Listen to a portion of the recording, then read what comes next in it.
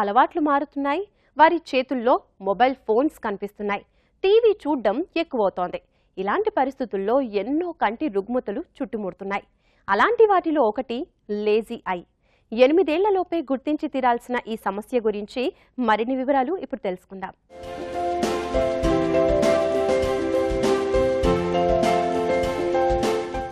కన్నుకు మెదడుకు మధ్య అనుసంధానం దెబ్బతినడం వల్ల ఎదురయ్యే సమస్య లేజీ ఐ.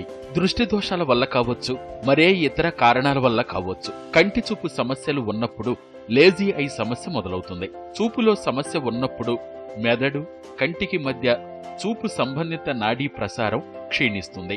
కన్ను విషయంలో కూడా సమస్యలను అశ్రద్ధ చేస్తే చివరకు చూసే సామర్థ్యమే తగ్గిపోతుంది. చూపులో లోపం వల్ల దృష్టి సామర్థ్యం పూర్తి స్థాయిలో వినియోగించటం సాధ్యం కాదు. దీనివల్ల కొద్ది కాలానికి కన్ను బద్ధకంగా తయారవుతుంది. సాధారణంగా మనం కంటితో చూసిందేదైనా సరే మెదడుకు చేరి మనకు చూపు కనిపిస్తుంది. లేజీ ఐ ఉందని గుర్తుపట్టడం చాలా కష్టం.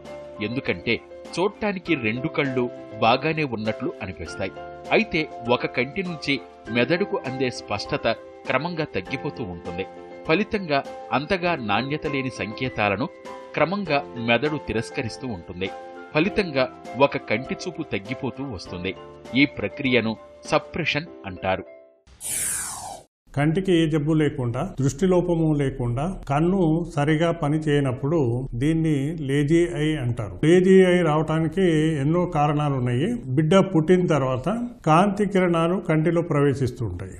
ఈ కాంతి కిరణాలు కంటిలో ప్రవేశించినప్పుడు ఈ కాంతి కిరణాలు రెటీనా మీద అంటే కంటి లోపటి నరపొర మీద కేంద్రీకరించబడి విజన్ అంటే చూపు బాగా ఇంప్రూవ్ అవుతూ ఉంటుంది. అండ్ బిడ్డ మామూలుగా పుట్టిన తర్వాత 2 సంవత్సరాల వరకు ఈ కాంతి కిరణాలు కంటిలో ప్రవేశించడానికి మనకు ఏమాత్రం ఆటంకం లేనప్పుడు దృష్టి బాగా డెవలప్ అవుతుంది. కానీ కొన్ని కారణాల వల్ల ఈ కాంతి కిరణాలకి అడ్డు ఏదైనా ఉంటే అప్పుడు కాంతి కిరణాలు రెటీనా మీద పడకుండా దృష్టి ఇంప్రూవ్మెంట్ రాదనమాట. దీనికి కారణం ఏంటంటే కంజెనిటల్ క్యాట్రాక్ట్ అంటే పుట్టుకతోనే క్యాట్రాక్ట్ ఉండడం వల్ల గానీ లేక కార్నియా మీద ఏదైనా డిఫెక్ట్ ఉన్నప్పుడు గానీ కాంతి కిరణాలకు అడ్డుపడి కాంతి కిరణాలు కంటిలో ప్రవేశించకుండా వాళ్ళకు లేజీ ఐ డెవలప్ అవుతుంది. అంటే ముఖ్యంగా ఈ 5 సంవత్సరాల పిల్లలకి ఇలాంటివి ఏవైనా ఆటంకాలు ఏర్పడినప్పుడు చూపు సరిగ్గా డెవలప్ కాదు కాబట్టి దీన్ని లేజీ ఐ అని అంటారు. కొందరు పిల్లలకి పుట్టుకతోనే ఈ గ్లకోమా, కొన్ని క్యాన్సర్ జబ్బులు అంటే రెటినోబ్లాస్టోమా ఇట్లాంటి జబ్బులు ఉన్నప్పుడు చూపు ఇంప్రూవ్మెంట్ రాదనమాట. ఇలాంటి వాటికి కూడా లేజీ ఐ అని అంటారు. దృష్టి లోపాలు, మెల్లకన్ను, కార్నియా సమస్యలు, లెన్స్ లోపాసిటీ, రెటీనా వ్యాధులు ఉన్నప్పుడు ఈ సమస్య మొదలవుతుంది. ఈ సమయంలో దృష్టిలోపం లేని కంటితోనే ఎక్కువ చూడడం చేస్తాం. దీనివల్ల లోపం ఉన్న కన్ను నెమ్మదిగా బద్ధకంగా తయారవుతుంది. క్రమంగా ఆ కంటికి మెదడుకు మధ్య ఉండే నరం ఉపయోగించకపోవడం వల్ల దెబ్బతింటుంది. దానివల్ల పూర్తిగా చూపు పోయే ప్రమాదం ఉంటుంది. ఈ లేజీ ఐ సమస్యను 6 నుంచి 10 సంవత్సరాల లోపు పిల్లలకే నివారించడం సాధ్యమవుతుంది. పెద్దవారిలో కంటిలో సమస్య ఉందనే విషయం వెంటనే తెలుస్తుంది. అయితే పిల్లల్లో మాత్రం దీన్ని తెలుసుకోవడం చాలా కష్టం. అందుకే ఎప్పటికప్పుడు పిల్లలకు కంటి చూపులో సమస్య ఉందని ఏమాత్రం అనుమానం వచ్చినా వెంటనే కంటి వైద్యుల చేత పరీక్ష చేయించాలి. అందుకు తగిన కారణాన్ని కనిపెట్టి కళ్లజోడు లేదా శస్త్రచికిత్స ద్వారా సమస్యను ప్రారంభంలోనే సరిదిద్దగలిగితే లేజీ ఐ సమస్యకు దారితీయకుండా నియంత్రించడం సాధ్యమవుతుంది. ఈ లేజీ ఐ ఏదైతే ఉందో దానికి మనం టెస్ట్ చేసి దృష్టిలోపాలు ఏమైనా ఉంటే సవరిస్తాం. సవరించిన తర్వాత మామూలుగా ఉన్న కన్ను కొన్నాళ్ళు మూసి ఉంచడం అంటే అక్లూజన్ అంటారు. ఈ అక్లూజన్ అనేది గ్లాసెస్ కానీ లేకపోతే బ్యాండేజ్ ద్వారా కానీ చేయవచ్చు. దీనివల్ల ఏంటంటే చూపు బాగా ఉన్న కన్నుని కొన్నాళ్ళు మూసి దేంట్లో అయితే చూపు తగ్గిందో దాన్ని మనం యాక్టివేట్ చేయడానికి దాంతో పని చేస్తాం అన్నమాట. దీనివల్ల ఏంటంటే కొన్నాళ్ళకి ఇంప్రూవ్మెంట్ అయ్యే అవకాశాలు ఉంటాయి.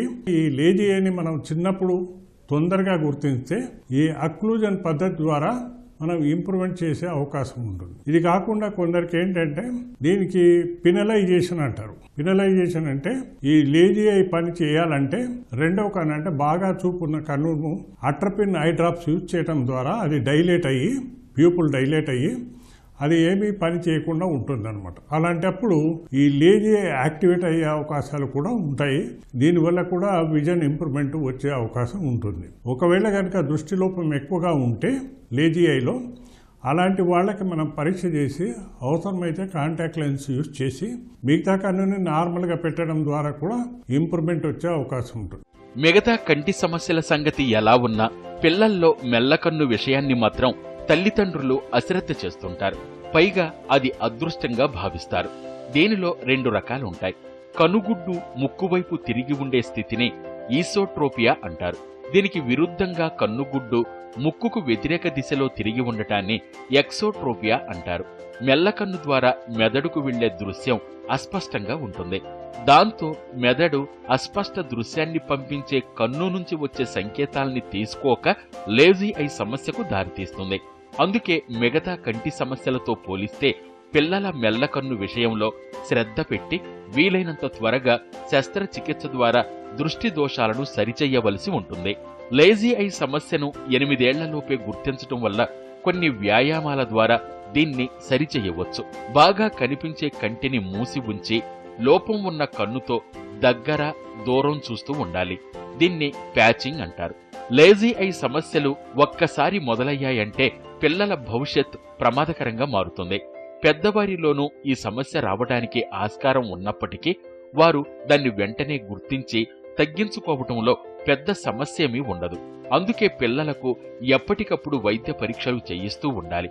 ఇలా ఎప్పటికప్పుడు చేయిస్తూ ఉండటం వల్ల కళ్లల్లో ఏమాత్రం సమస్యలున్నా వెంటనే గుర్తించి జాగ్రత్త పడవచ్చు.